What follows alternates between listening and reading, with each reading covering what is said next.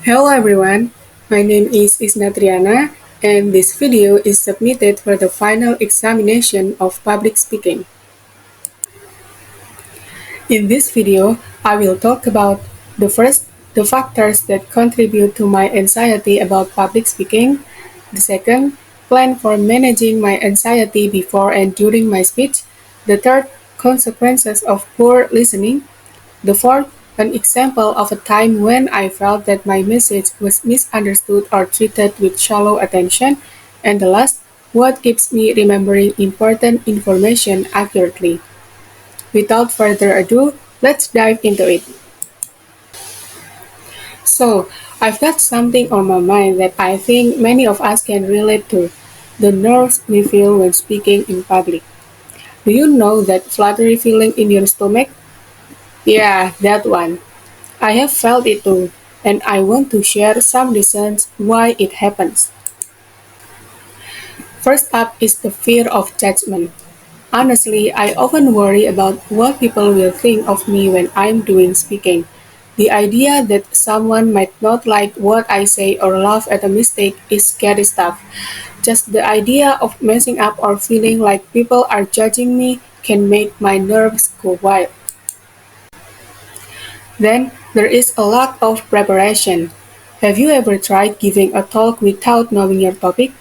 It's like walking into a maze blindfolded. When I haven't really prepared or practiced enough, I feel even more nervous. But when I know my topic and have a plan, it's like a weight lifts off my shoulders. So it's super important to be ready. Fear of forgetting. Who hasn't been scared of forgetting what to say? I have been there, blank out in the middle of something important. It's like when you forget someone's name but 100 times worse. And let's not forget physical symptoms. My hands get all shaky, I start sweating, and my heart feels like it's about to jump out of my chest. It's like my body's telling me, hey, you are nervous.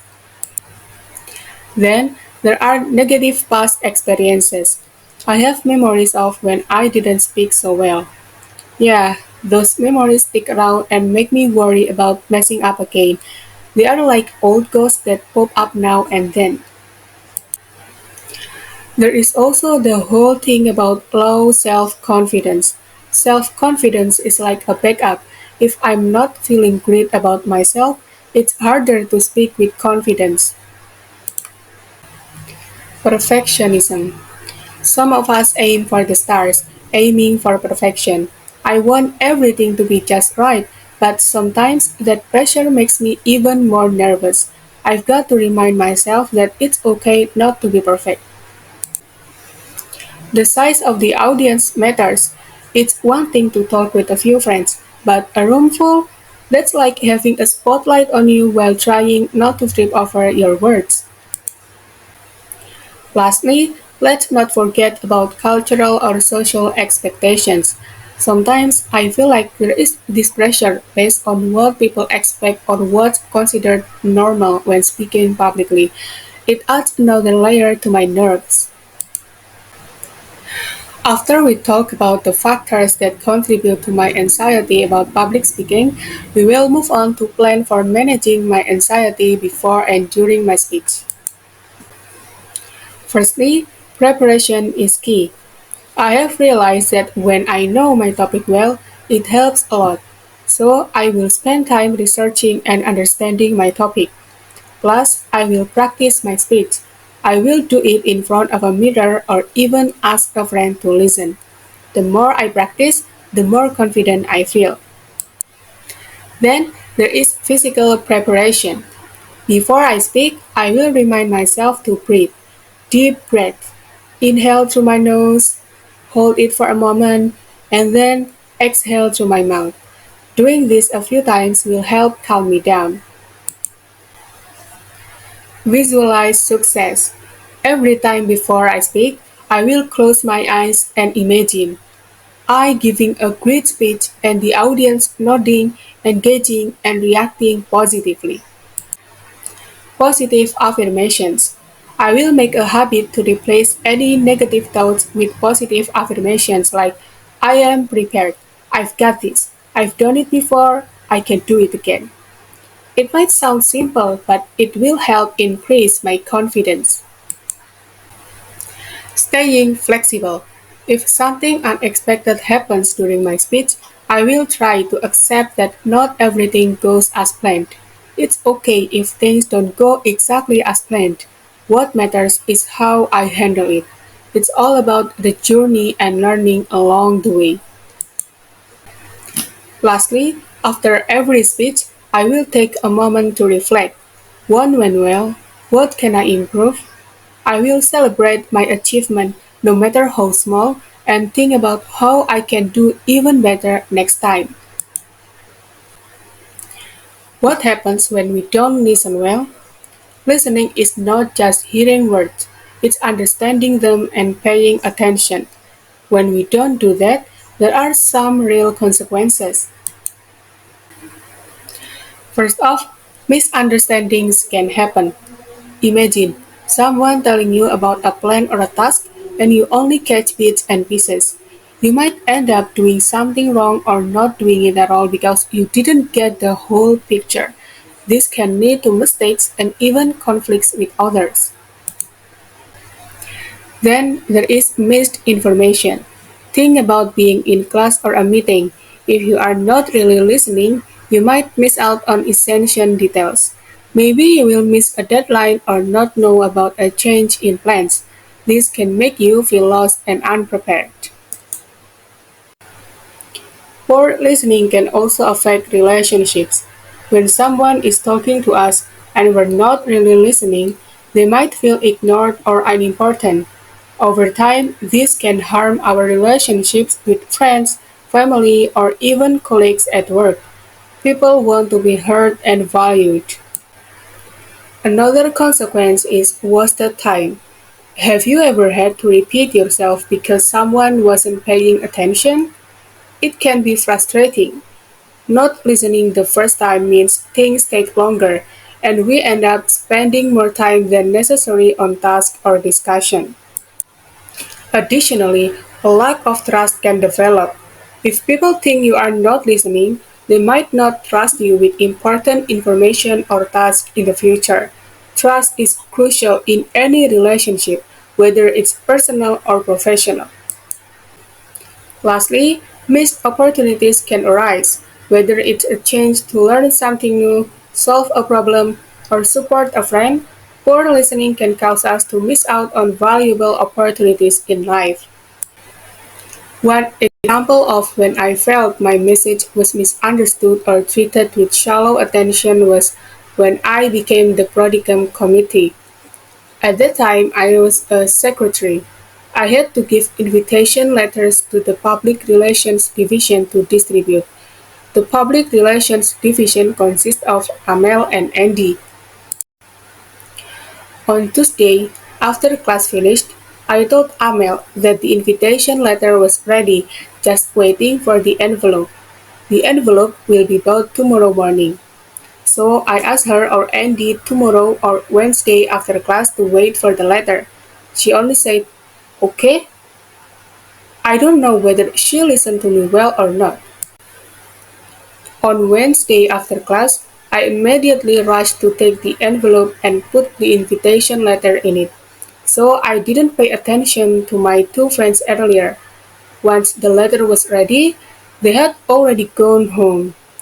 In the afternoon, the chief committee asked whether the letter had been distributed or not. I answered, "Not yet. The letter was still in my place."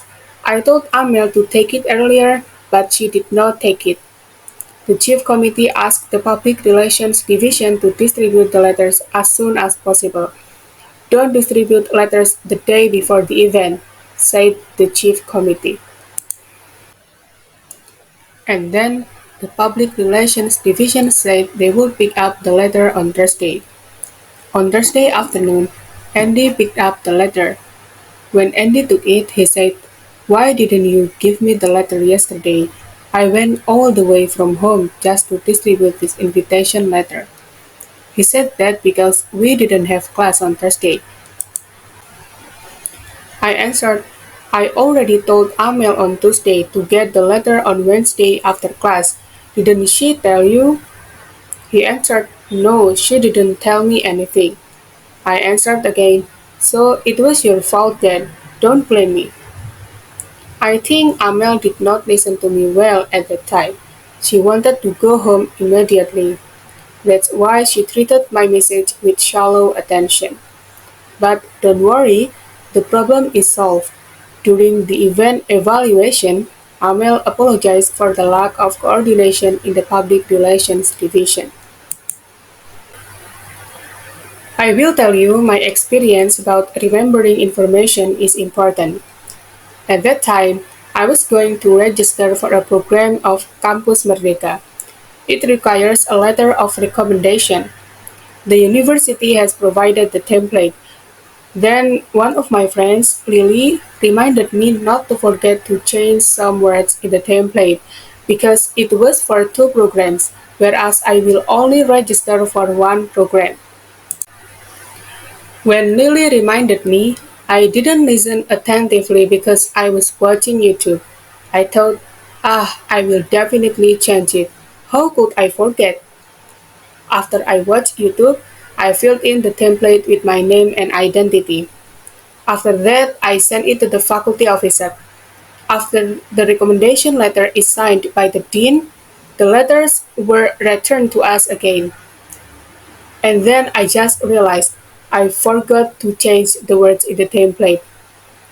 In the end, I had to write the letter again, asking for the dean's signature by myself because it was my fault, not the faculty officer's fault. Luckily, the dean was on campus, so it could be signed straight away. I usually note down important things, but at that time I forgot to note it down. Writing something down helps me remember better. Most of us can relate to the experience of ending a conversation and forgetting what the other person said. However, note taking can focus your attention much better on the content of a discussion or conversation. Plus, it helps you absorb the information better.